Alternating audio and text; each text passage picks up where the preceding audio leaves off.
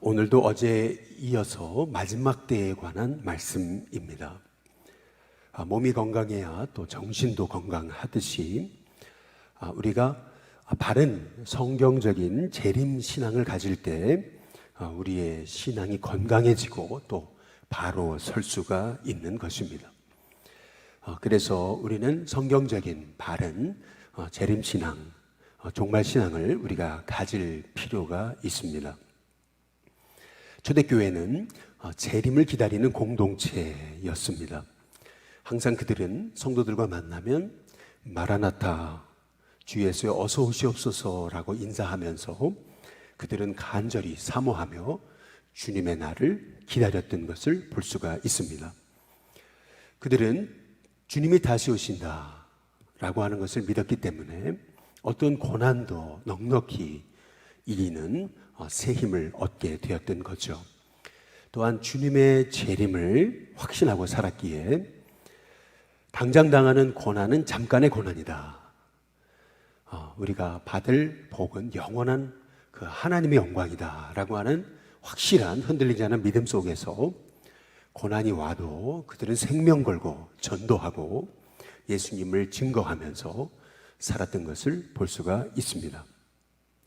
따라서 우리가 복음에 우리가 열정, 그리고 복음의 첫 신앙, 그리고 살아있는 뜨거운 열정적인 복음에 이 초대교회 성도들이 가졌던 그 마음을 회복하려면 우리에게 필요한 것은 건강한 재림 신앙이다라고 하는 것을 이제 우리가 알 수가 있습니다.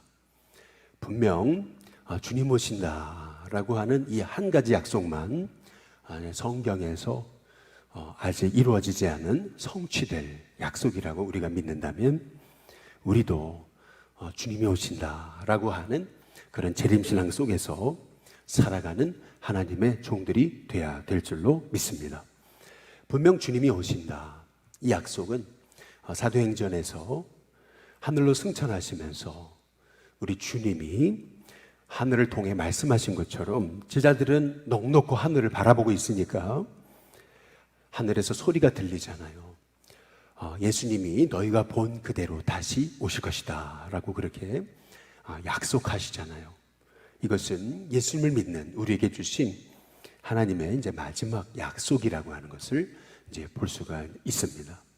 그래서 오늘 13절에 보시면은 우리는 그의 약속대로라고 하신 말씀처럼 우리는 주님이 다시 오실 그 약속을 붙들고 살아가는 사람, 바로 재림신앙의 공동체가 바로 우리 교회라고 하는 것을 이제 볼 수가 이제 있는 거죠. 그래서 항상 주님 오신다라고 하는 이 믿음을 잃지 않고 우리가 하늘을 바라보면서 믿음으로 살아가는 하나님의 종들이 되어야 될 줄로 믿습니다. 그런데 주님이 오신다라고 그렇게 약속을 붙들고 살아가던 초대교회 성도들에게 내일 오실 줄 알았는데 안 오시잖아요. 모레 오시겠지. 근데 모레 안 오세요. 일주일 후에 오시겠지. 그런데 안 오시잖아요. 한 달 후가 됐어요. 안 오시잖아요.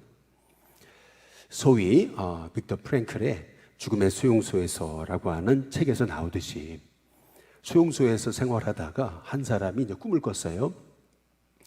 어떤 꿈을 꿨냐 하면 한 달 후에 드디어 이제 독일이 패망하고 이제 자기가 여기서 나간다라고 하는 그런 너무나 선명한 꿈을 꾸게 된 거죠. 그러니까 이 사람이 실성한 사람인 것처럼 그 죽음의 수용소에서도 이 사람이 매일 그냥 기쁘게 웃고 그러면서 한 달 후면 나 여기 나간다 막 이렇게 그렇게 너무 기쁨으로 살아가던 사람이 드디어 그 사람이 얘기하던 그 한 달이 지났어요. 그런데 독일이 패망하지 않잖아요. 그리고 자기는 나갈 수 없잖아요. 그러니까 너무 실망해가지고 결국 그 자리에서 쓰러졌다라고 하는 빅터 프랭클의 그 죽음의 수용소에서 겪었던 한 가지 이제 일화를 그가 이제 소개하고 있는 것을 이제 볼 수가 있어요.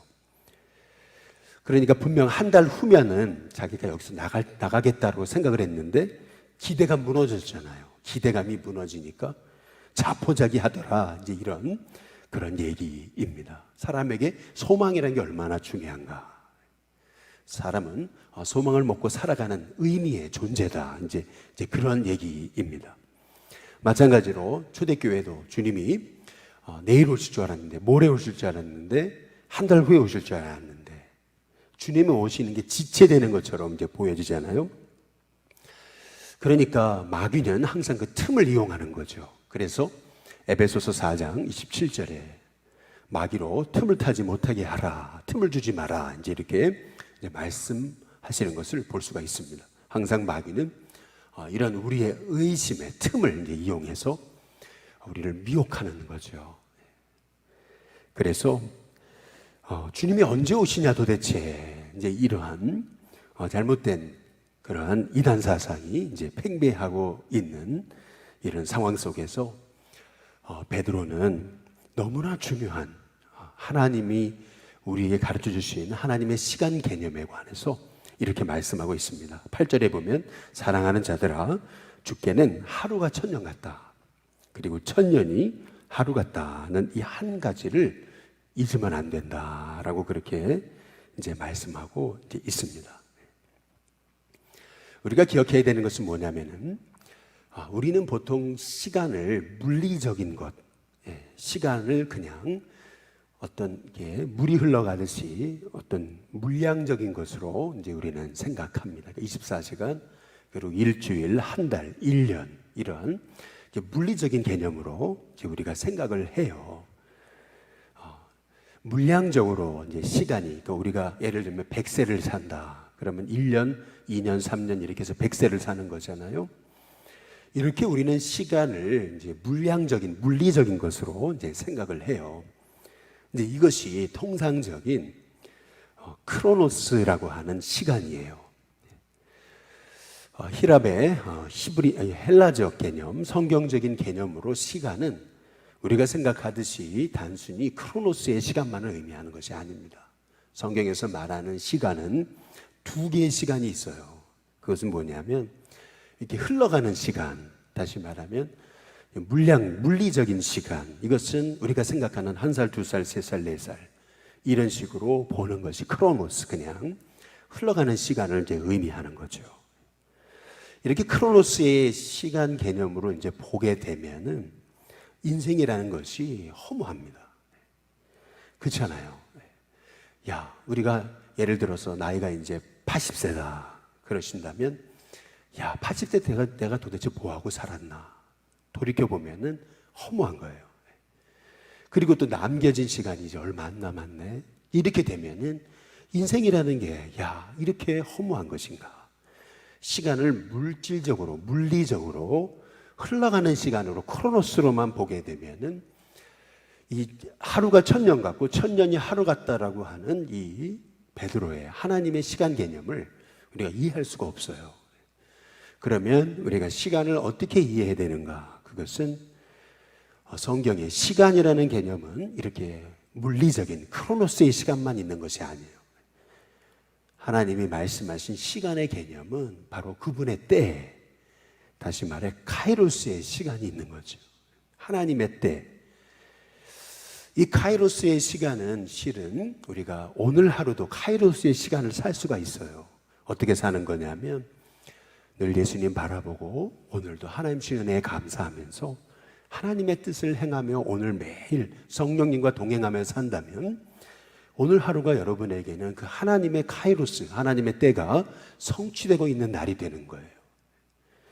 그리고 뿐만 아니라 주님이 다시 오시는 날, 바로 그때, 하나님의 때, 그 때는 아무도 몰라요. 그러나 우리는 매일 그분을 기다리고 그분과 동행하며 살고 있기 때문에 우리는 매일 하나님의 때 안에서 우리는 즐거워하게 되는 거죠. 하나님의 때라는 관점에서 보게 되면은요, 우리는 하나님의 마음을 이해하게 되는 거예요.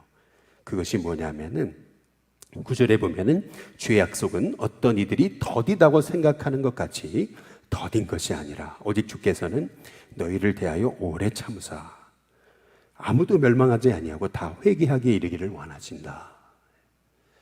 하나님의 때라고 하는 관점에서 우리가 시간을 바라보기 시작하면은 우리가 매일 성령님과 동행하고 그분의 마음을 이해하기 위해 매일 성령님과 묻고, 그리고 성령님의 인도에 따라서 하나님의 마음을 품고 살아가게 되면 우리는 시간, 하루 지났네, 이틀 지났네, 사흘 지났네, 이런 개념이 아니라 이제 군대에 입대해가지고 이제 제대할 날을 뽑듯이 이제 그런 개념으로 시간을 보는 게 아니고요. 우리는 오늘 하루를 살아도 하나님의 때를 사는 거예요. 그렇기 때문에 매일 하루가 우리에게는 복된 것이고, 그리고 그 마음을 갖고 살아가면, 하나님의 때라고 하는 시간의 개념을 갖고 살아가면은 우리는 하나님의 마음을 이해하게 되는 겁니다. 하나님의 마음, 그것은 뭐냐면은 오래 참으시는 거죠. 우리가 성령의 9가지 열매 중에 사랑, 희락, 화평, 오래 참음, 자비, 양성, 충성, 오래 참음이라는 주님의 마음을, 성령의 하나의 열매를 우리가 잘 알고 있잖아요. 그런데 이 오래 참음이라는 이 성품, 이것은 실은 하나님의 성품인 거예요. 이 오래 참음이라는 것은 단순히 그냥 이를 악물고 참아야지 하면서 그냥 억지로 오기로 참고 견디고 인내하는 것이 아니라, 실은 오래 참음이라는 주님의 성품은, 그것은 바로 주님의 사랑의 성품인 거죠. 그래서 성령의 9가지 열매라고 하는 단어는 복수형으로 쓰여지지 않고 단수형으로 쓰여지게 됐던 거죠. 다시 말해, 사랑, 희락, 화평하고 쭉 얘기하면서 오래 참음 9가지 열매는 9가지 열매가 아니고 한 가지 열매다라고 하는 것을 성경이 이제 우리에게 가르쳐주고 이제 계시는 것이에요. 이 하나님의 오래 참음이라는 성품, 이 성품을, 주님의 마음을 우리가 이해하려면은 우리가 마지막 때에 관한 말씀 중에서 성경에 창세기 6장과 7장 그리고 19장을 여러분이 이 하나님의 오래 참음이라는 성품을 가지고 다시 한번 정독을 하면서 읽어볼 필요가 있습니다. 이게 무슨 말이냐면은 창세기 6장과 7장에 보시면은 하나님이 노아 시대에 물로 심판하시는 장면이 나와요. 노아가 600세 되던 해에 바로 그때 물의 심판, 노아 홍수의 사건이 시작됩니다. 그런데 이 노아에게 방주를 지어라 라고 하셨던 때는 언제냐면 노아가 500세 되던 해 셈, 함, 야벳을 낳았을 때 하나님은 방주를 지어라 라고 이렇게 이제 말씀하고 계세요. 그래서 이 말씀을 기준으로 본다면은 노아가 방주를 지은 기간은 100년이 되는 거예요. 노아가 방주를 지은 기간이 몇 년이었냐라고 하는 그러한 주장은 세 가지 주장이 있습니다. 120년이었을 것이다, 100년이었을 것이다, 약 70년이었을 것이다. 여러 판단이 있어요. 그러나 창세기 이제 6장에 노아가 500세 되던 해 셈함 야벳을 낳고 그랬을 때 하나님이 방주를 지어라 라고 하는 말씀에 근거한다면 이제 약 한 100년 정도 된다라고 하는 것을 이제 볼 수가 있는 거죠. 그렇다면 만약에 노아가 방주를 100년 동안 지었다라고 한다면은 하나님이 노아의 이 방주를 이 노아가 짓기까지 그 땅의 백성들에게 물로 심판하시기 전까지 100년을 기다리시게 된 겁니다. 하나님은 이 땅에 죄악이 관영한 것을 보고 그 땅의 네피림 시대, 하나님의 영이 함께 할 수 없는 그러한 시대, 죄악이 가득해 있는 그러한 시대를 바라보면서도 하나님은 100년을 기다리신 거예요. 근데 더구나 하나님이 노아에게 드디어 방주로 들어가라고 얘기하시죠. 그래서 노아가 방주로 들어갑니다. 그런데 성경에 보면은 노아가 방주에 들어가게 된 다음에 노아가 방주에 들어가자마자 바로 홍수가 온 게 아니에요. 성경에 보니까 이 창세기 7장에 보면 노아가 방주에 들어간 다음에 7일 후에 홍수가 납니다. 왜 7일이었을까? 성경에 보면은 노아의 방주의 문도 노아가 닫은 게 아니고 하나님이 직접 닫으셨다라고 이렇게 말씀하고 계세요. 아니, 왜 하나님이 방주 안에 들어간 노아에게 노아의 믿음을 시험하신 건가? 7일을 왜 기다리셨을까? 그 7일이라고 하는 7일은 노아에게 얼마나 긴 시간이었을까요? 자기 가족들에게 홍수의 심판이 온다라고 했을 때 하늘은 멀쩡해요. 비가 하나도 오지 않아요. 뭐 비 한 방울 떨어졌으면 이해가 되는데 비 한 방울 오지 않는 상황에서 가족들이 이끌고 노아 방주로 들어갔어요. 그런데 비가 오지 않잖아요. 그 7일은 얼마나 긴 7일이었을까요? 노아의 믿음을 시험하신 건가요? 아니죠. 하나님은 그 7일간 그 땅의 백성들에게 방주로 들어오라고 하나님은 기다리신 거예요. 그러니까 이 하나님의 이 마음, 하나님은 한 영혼이라도 멸망하지 않고 구원에 이르기를 원하시기에 하나님은 지금도 기다리시는 거다라고 하는 것이 창세기 6장과 7장 노아의 홍수 심판을 통해서 우리가 볼 수 있는 거예요. 그것도 창세기 19장에도 보시면 이제 소돔과 고모라가 멸망할 때도 롯이요 지체합니다. 롯의 아내도 지체해요. 딸들도 지체해요. 빨리 소돔과 고모라를 떠나야 되는데 안 되니까 주의 사자가 롯과 그의 아내와 딸들의 손을 잡고 땡겨요. 막 끌어당겨요. 빨리 여기를 떠나야 된다. 그러니까 이 롯이 그래요. 너무 두려워가지고 못 가겠습니다. 저 소알이라고 하는 곳으로 나를 이끌어 달라고. 그래서 하나님이 그 다음 말씀에 보면 이런 말씀이 나와요. 롯이 소알에 들어가기까지 하나님은 하나님의 심판 하나도 할 수 없다. 하나도 내가 행할 수 없다. 그러니까 하나님이 롯이 소알의 자기의 몸을 피할 때까지 하나님은 기다리세요. 그래서 해가 뜨고 드디어 동이 텄을 때 그때 소돔과 고모라의 심판이 시작됐던 것을 성경이 명확하게 우리에게 말씀하고 계십니다. 이 모습을 통해서 우리가 보게 되는 것은 뭐냐면은 하나님의 그 오래 참으심의 성품이에요. 하나님은 한 영혼도 놓치지 않고 구원하시기 위해 하나님은 기다리신다는 거죠.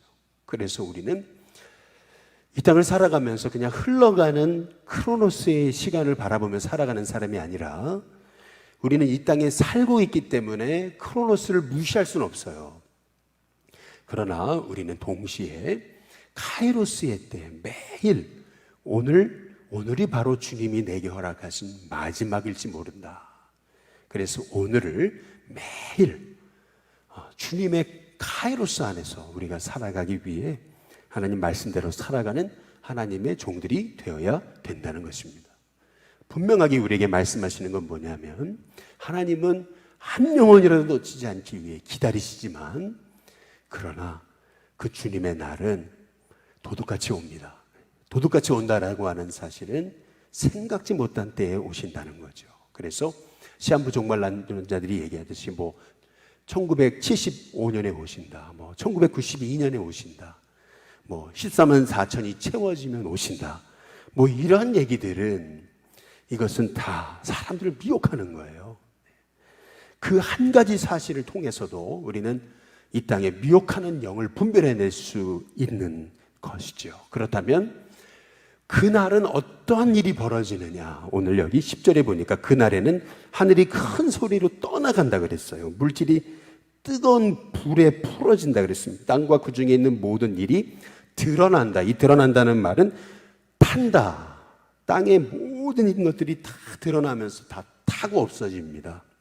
그래서 12절의 끝에 보면 그날에 하늘이 불에 타서 풀어지고 물질이 뜨거운 물에 녹아진다. 이렇게 이제 말씀하시거든요. 여기서 하늘이 큰 소리로 떠나간다. 그리고 물질이 불에 풀어진다. 그 땅에 있는 모든 것이 탄다라고 하는 말씀의 의미는 바로 이 땅, 우리가 살고 있는 이 육적인 이 땅은 사라진다는 겁니다. 그리고 대신 새하늘과 새 땅이 우리에게 임하게 된다는 거죠. 그래서 12절에 보면 우리는 이제 어떻게 살아야 되는가? 하나님의 날이 임하기를 바라보고 간절히 사모하면서 13절 그의 약속대로 의가 있는 곳인 새하늘과 새 땅을 바라보며 살아가는 사람이어야 된다라고 우리에게 말씀하고 계시는 것입니다. 이 말씀의 의미는 이렇습니다. 우리가 마지막 때를 어떻게 살아야 되는가? 하나의 모델이 필요해요. 그 모델이 누구냐면 아브라함입니다. 아브라함처럼 말이죠. 왜 아브라함처럼이라고 말씀드리는 거냐면, 아브라함은 하나님의 약속을 쫓아 가나안에 왔잖아요. 가나안에 왔지만 그러나 항상 그 가나안에서 외국인과 나그네로 살았던 겁니다. 분명 아브라함의 인생에 관해서 아브라함의 인생의 결론을 성경은 이렇게 얘기하고 있습니다. 아브라함이 나이 많아 늙었고 범사에 그에게 복을 주셨다. 이렇게 성경이 말하고 있어요. 나이 많아 늙었고 범사에 복을 주셨다. 이 말씀의 의미는 뭐냐면 아브라함은 가나안 땅에 살면서 거부가 됐습니다. 엄청난 부자가 됐고 엄청난 복을 받았어요. 저는 우리 일신교회 성도님들이 이런 아브라함의 복을 받으시기를 주님의 이름으로 축복합니다. 그러나 아브라함은 그런 엄청난 거부가 됐지만은 그럼에도 불구하고 아브라함이 살고 있던 그 가나안은 그에게 있어서는 바로 영원히 거할 땅이 아니었어요.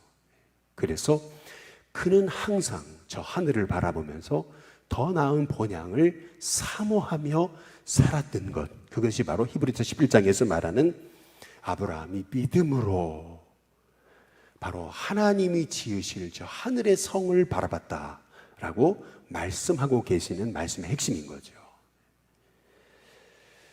아브라함이 이 땅에 외국인과 나그네로 살아가면서 하나님의 엄청난 복을 받았어요. 이제 그럼에도 불구하고 아브라함은요, 끊임없이 그 믿음의 계보가 이어지기 위해 그의 종 엘리에셀을 시켜서 이삭의 아내 될 사람은 하나님의 사람이어야 된다. 그 한 가지 하나님의 사람의 정체성을 잃어버리지 않고 이삭도 믿음의 사람이어야 된다라고 하는 그 믿음의 소망을 잃어버리지 않았어요. 뿐만 아니라 아브라함은 끊임없이 소돔과 고모를 향해 중보하잖아요. 마지막 때 우리는 아브라함처럼 이 땅에 나그네로 살아가되 우리는 아브라함처럼 이 땅에서 하나님의 복을 받지만 그러나 이 땅에 영원히 거할 존재가 아니기 때문에 우리는 이 땅에 발을 디딛고 크로노스의 시간을 살고 있지만 그러나 항상 우리는 나그네로서 카이로스의 시간을 살아가면서 우리는 이 땅을 중보하고 아브라함처럼 말이에요. 그리고 끊임없이 이 믿음의 계보를 이어가는 것을 하나님이 내게 주신 최고의 그러한 내 마음의 그 소망이라고 하는 사실을 깨닫고서 우리는 아브라함처럼 끊임없이 새하늘과 새 땅을 바라보면서 믿음으로 살아가야 되는 존재, 그것이 바로 이 마지막 때를 사는 그런 하나님의 종의 믿음의 자세인 것이죠. 바라기는 저와 여러분의 삶에 우리는 분명 이 땅에 살지만 주님이 세우신 외국인과 나그네로 살아가고 있다라고 하는 사실을 잊지 않는 하나님의 종들이 되시길 주님의 이름으로 축복합니다. 단순히 흘러가는 시간 속에 살아가는 크로노스의 시간을 살아가는 사람이 아니라 나는 오늘 매일 하나님의 카이로스의 때를 살고 있다라고 하는 그 믿음의 확신을 잊어버리지 않고 주님의 마음을 이해해서 한 영혼이라도 더 구원하기 원하시는 그 주님의 마음을 갖고 주님 언제 오실지 모르는데 도둑같이 오시는데 주님 오실 날까지 우리는 복음 전하면서 말씀 가운데 서서 나그네로서 새하늘과 새 땅을 바라보고 우리는 어린 양의 신부로서 우리는 매일 이 5명의 지혜로운 처녀처럼 기름을 준비해서 우리는 구원의 확신 속에서 이 땅에서 복음을 전하며 하나님의 때를 기다리면서 우리는 믿음으로 살아가는 하나님의 종들이 다 될 수 있는 저와 여러분이 될 수 있기를 주님의 이름으로 축복합니다.